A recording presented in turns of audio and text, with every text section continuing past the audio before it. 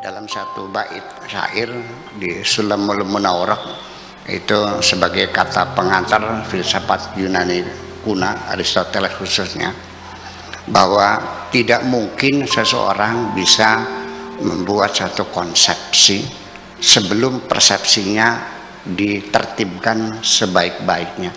Artinya, jadi kalau orang persepsinya salah, nanti konsepsinya pasti salah, konklusinya salah, implementasinya, aplikasinya salah semua. Jadi kita perbaikan. Makanya dalam dialog, di dalam gagasan segala macam itu, kita selalu diawali dengan mempersamakan persepsi. Kalau tidak, kita berpisah di tengah jalan karena persepsinya berbeda. Saya kira itu sebagai mukadimah. Pertama, kita melihat satu dulu, kita utamakan dulu. Saya mengingat waktu juga ya. Pewaris Nabi. Ini dari hadis Nabi yang mengatakan al ulama warasatul anbiya. Itu menjadi hadis yang sangat populer sekali, yang selalu diucapkan oleh orang yang mengklaim dirinya sebagai ulama. Ya kan, menjustifikasikan dirinya, aku ini pewaris Nabi. Ya, dia kiai. Terus mendalil al ulama warasatul anbiya, itu artinya sama, aku ini pewaris Nabi loh. Gitu. Ya, ya, dengan sendirinya. Nah, dari kata-kata ulama itu sendiri, coba kita bertanya kepada diri kita sendiri dari sisi apa namanya antrolinguistik. Kata ulama yang diucapkan oleh Nabi pada waktu itu nuansanya kemana? Ya kan? Sampai Nabi mengatakan tolabul ilmi faridotun ala kulli muslimin wa muslimatin minal mahdi ilal hadi. Nabi menyuruh sahabatnya untuk mencari ilmu. Saya mau nanya, pada abad ke-6 itu, ya kan, 571 Nabi lahir. Jadi di awal abad ke-7 itu, di awal-awal abad ke-7 Nabi mengatakan mencari ilmu itu wajib bagi muslim laki, muslim perempuan, dari ayunan sampai liang kubur. Saya mau bertanya, waktu itu ada ilmu apa pada zaman Nabi? Ya, jadi kalau suruh nyari ilmu kan berarti sudah ada, bukan yang belum ada. Tidak mungkin Nabi menyuruh orang sesuatu yang belum ada. Saya menyuruh Afkar untuk mencari Dulkamid. Dulkamid itu anak saya yang belum pernah lahir. Nggak masuk akal kan? Iya. Berarti saya mau nanya, ilmu fikih sudah ada belum? Belum. Ilmu tafsir? Belum. Ilmu hadis? Belum. Usul fikih, qawaidul fiqhiyah, ilmu tasawuf, ilmu nahwu, ilmu sorof, balaghah. Jadi suruh nyari ilmu apa? Itu kan persoalan. Nah, ini kita ada missing link di situ berpikir itu, ada mata rantai terputus. Ya berarti mencari ilmu yang sudah ada pada waktu itu, yaitu ilmu filsafat, matematika, tata negara, ya kan gitu, pertanian dan sebagainya. Lalu, ya kan begitu.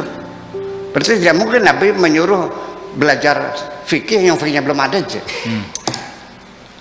Nah, itulah akhirnya sekarang menjadi ada ilmu agama, ilmu umum. Kalau fikih hadis itu wajib fardu ain karena ilmu itu agama adalah wajib perintah Nabi. Kalau matematika enggak.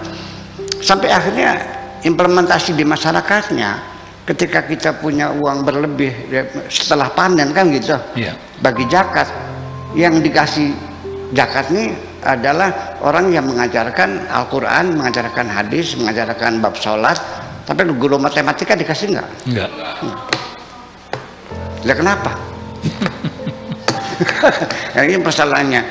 Jadi kata ilmu adalah keilmuan. Apa saja ilmu itu adalah sifatnya pasti harus eksperimentalis. Ya, ya kan? Kalau tidak namanya pengetahuan, namanya knowledge, bukan science.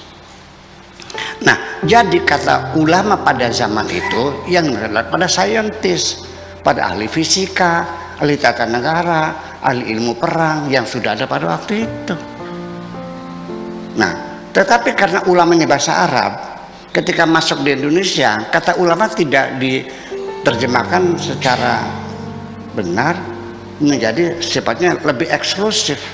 Ulama itu adalah orang yang mengatakan ilmu-ilmu Islam, bukan ilmu agama, ya ilmu Islam ya, ilmu Islam. Kan begitu.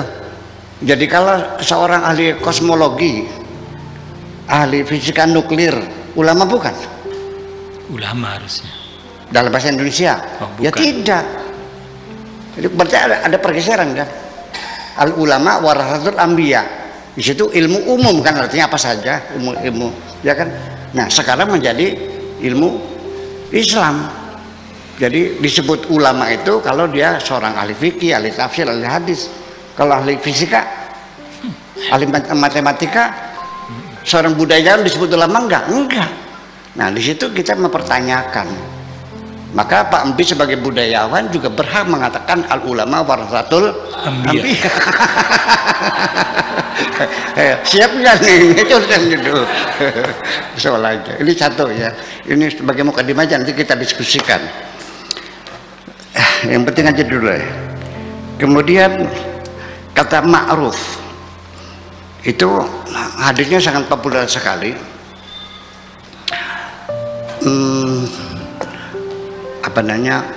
Bismillahirrahmanirrahim. Walladzi nafsi biyadihi la ta'muruna bil ma'ruf aw wa tanhauna 'anil munkari aw la yushikanallahu an yab'atha 'alaikum iqaban thumma tad'unahu fala yustajabu lakum.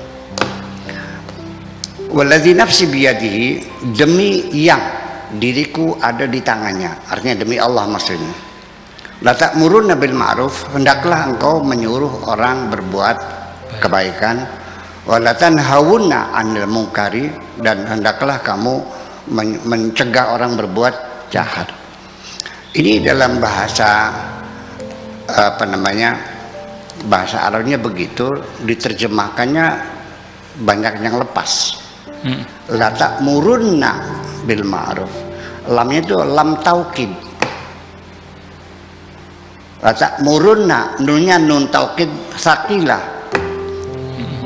Nun sakilah itu sama dengan dua nun taukid khafifah. La ta'muruna bil ma'ruf. Jadi harus tiga kali, dan itu tidak mungkin diterjemahkan. Kita hanya hendaknya jadinya menjadi mendatar lagi. Artinya betapa sangat Nabi menekankan seseorang melakukan amar ma'ruf dengan ungkapan bahasa yang begitu simpel, yang begitu dalam sekali. La ta'muruna bil ma'ruf. Namun juga wala tanhauna 'anil munkari. Mencegahnya juga bukan main-main, bukan, tapi dengan kesungguhan. Karena taukidnya ini penegasannya 3 kali berkali-kali. Ini dalam bahasa Indonesia tidak mampu menerjemahkan penekanan bahasa dalam bahasa Arab itu. Sebelum ke sana saya ingin mengurai dulu. Banyak sekali kita mengalami kesulitan, dan saya yakin tidak bisa diterjemahkan dalam bahasa apapun. Ini seperti ketika iblis itu diusir dari kerajaan sorga hanya karena kesombongannya tidak mau menghormati Nabi Adam. Setelah dikeluarkan, dia bersumpah serapah mengatakan, qala fa bi'izzatika la ughwiyannahum ajma'in. Dalam bahasa Indonesianya, iblis bersumpah, aku akan menggoda manusia seluruhnya. Itu maknanya. Tapi kalau kita lihat dari ungkapan bahasa Arabnya, itu kesan psikologisnya berbeda. Yuk kita uraikan. Fa bi'izzatika, bi'izzatika, banyak bak qasam.